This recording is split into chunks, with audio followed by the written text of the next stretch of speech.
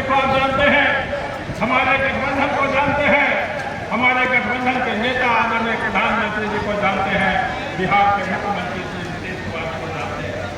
ये दोनों गठबंधनों में फर्क करना हो। ये दोनों गठबंधन कैसे गठबंधन है?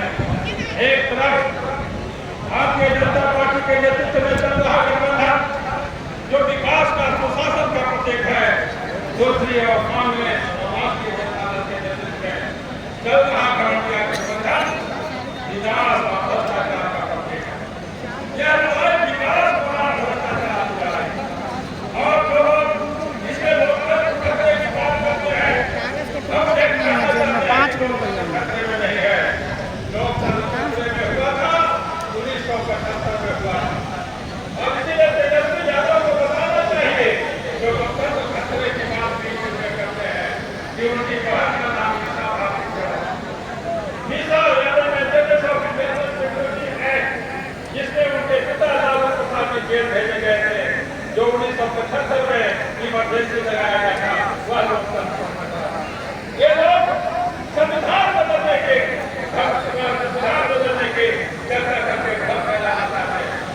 संविधान देश में 106 बार हुआ है।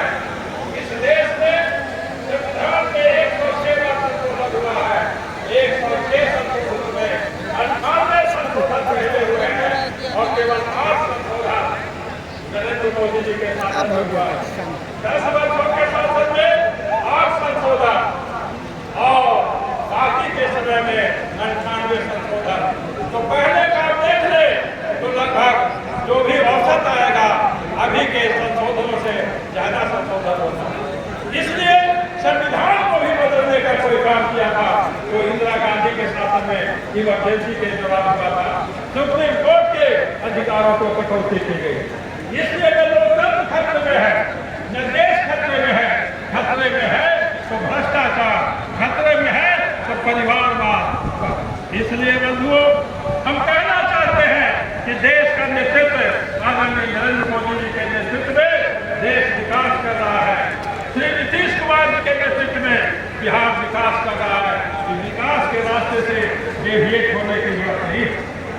और राष्ट्रीय जनता दल पिछड़ावाद का नारा देता है, उनके लोग घूमकर कहेंगे। मैं बताना चाहता हूँ एक पिछड़ा का बेटा, अति पिछड़ा का बेटा होने के नाते राष्ट्रीय जनता दल कहीं से भी पिछड़ावादी नहीं।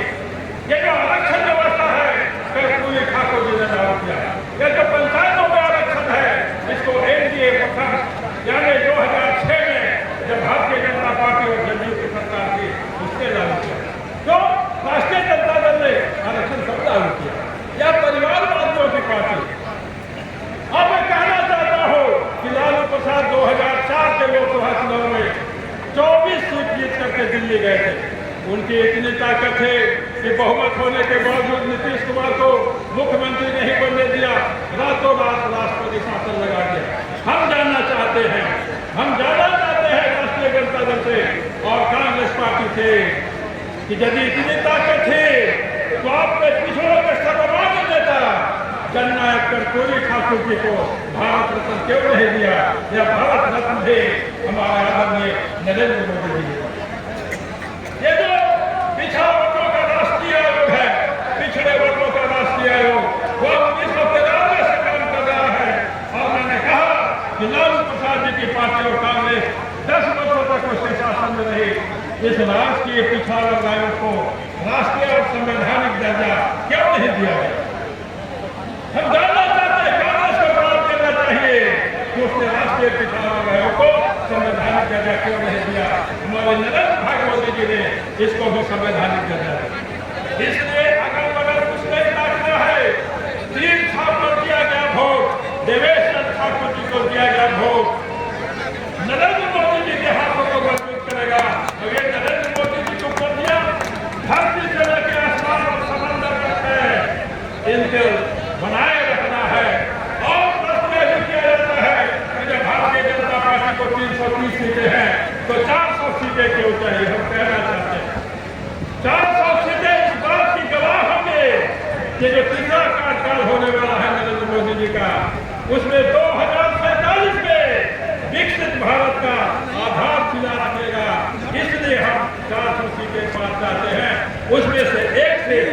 आपके यहाँ चित्रवृत्ति हो गई, एक प्रकार की शुभति हो गई। जय हिंद, जय बिहार। गरीब वाला के की करबै हम बहुत बहुत आभार।